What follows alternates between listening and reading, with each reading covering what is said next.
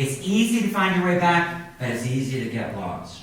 So the ritual that I'm going to talk with everybody about is a simple ritual about intrusions, where if in the back of, so if you would say, if you're going to start taking notes, you would say, have a notebook for this, or read a regular notebook, but in the back of the notebook, begin writing down intrusions that you know. Anybody who's ever said anything, when they come to mind, write them down. When you question yourself what you're writing, will the audience like this sort of thing, you know, those sort of questions. I feel very fortunate to have had a situation when I was a very young poet back in the 80s, where my poems were very verbose. I mean, they were ridiculous. And because I wanted to be certain that everybody reading my poems understood exactly what I meant, but that's just not possible. It's not going to happen. Exegesis is irrelevant, because every single person in this room is unique. What makes us unique is our experience. I mean, these experiences we look at the world through, and that's why I was able to then just shear away many of those words, and all my poems were down to a 16th of the size at that point. I began to ignore the audience. Not in a rude way, no, 100% trust in the audience. The audience is going to get what they want, if they even want it, or how they want it. Once you get there, it's so liberating to not have to think about the audience. So just trust them. So here's the ritual. It's very easy. My goal is to get this out of your head, our heads. Get this out of our heads and our hearts with our feet. So the idea is, the feet, when the toes move and crunch our toes, one of our jobs of our toes is to keep us balanced while we're walking. I'm sure there's other jobs. I'm not assigning all the jobs for the toes. I'm sure they would disagree. But they're very different than the fingers that are really used to going in and out. Meaning that the toes are the perfect opportunity and the perfect location on the body to be able to move this energy. So whenever you're feeling an intrusion, or even if you're looking at your list and going over the list, you crunch your toes as hard as you can, and you hold it for 5 full seconds. Then when you release it, you still feel that. If you do it now, after that you still feel it, that sort of residual haunting in the foot. If you do this at all during the day, it's very important that in the evening you massage your feet and soak them in salt water. It's an exorcism, just like leech, getting it, sucking out of your body. And then write. I suggest writing for about 5 to 10 minutes before you do this, and 5 to 10 minutes after.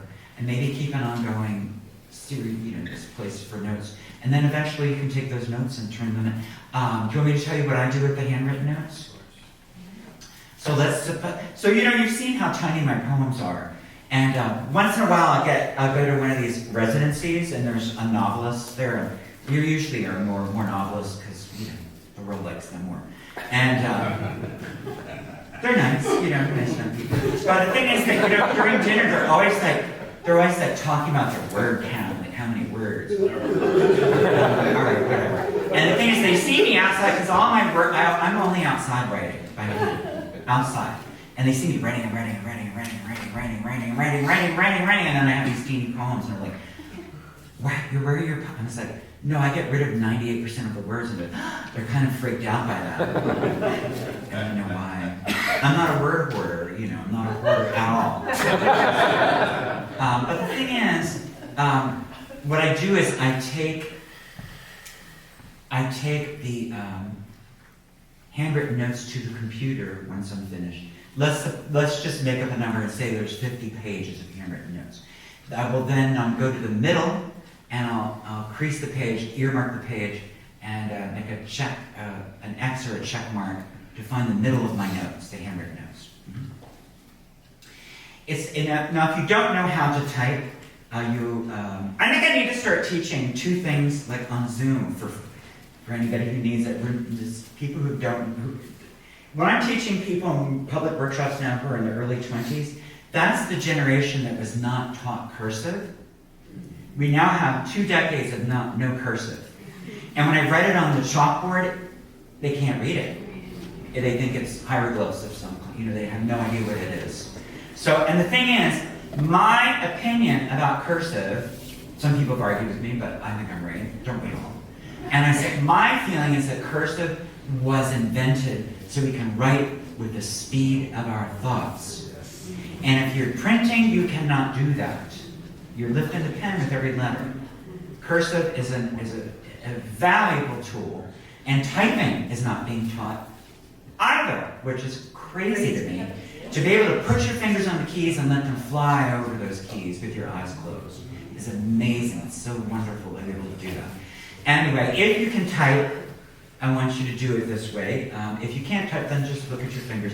Some of these students, to take the notes quickly, have to only use thumbs typing on their phone because they can't write by hand quickly. It's a ridiculous thing to lose.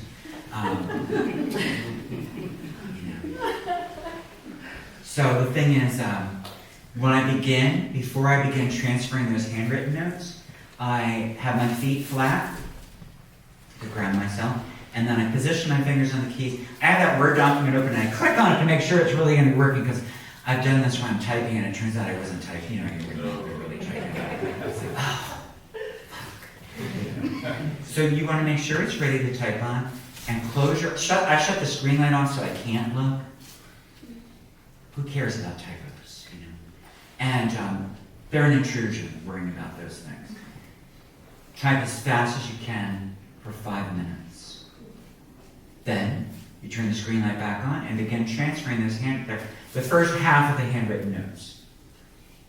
Then in the midway point, you pause, shut the screen light back off, 5 more minutes of speed typing with your eyes closed. Then go back to transferring the last half of your notes. Then 5 more minutes at the end of speed typing with your eyes closed. You get an additional 15 minutes. And here's what I'm thinking about this. This is how I'm feeling about it, just because I've done this for so many years. That first 5 minutes of speed typing, it's just emptying your cache, your CACHE cache. And that whole thing is just like whatever's going on. However, where I was talking about that brain research? This is based on these articles I'm reading where they were saying how post-memories were formed. When you are going back, when you're looking at that midway point where you're speed typing and then at the end, those two, you've been looking at all of your notes. And you've been reimagining and reliving, to some sense, the rituals and what you're doing. That's now flooding your consciousness. And it winds up in there. Sometimes, when I finish this and I carry these, then you print this out. I print out 2 copies. I hide one for myself for a month. Because you get a little more, we're educating ourselves every day that we're alive. We don't think of it. So by the time that month comes around, it's a different document. And I like to read it backwards. Not the words backwards, but backwards. You know what I mean. And then you start finding the things you like and you bring them together. And don't worry if there's nothing there. Sometimes there's nothing. But sometimes there's a whole bunch of poems or a little tiny poem. It doesn't matter. Just love it. That's all that matters.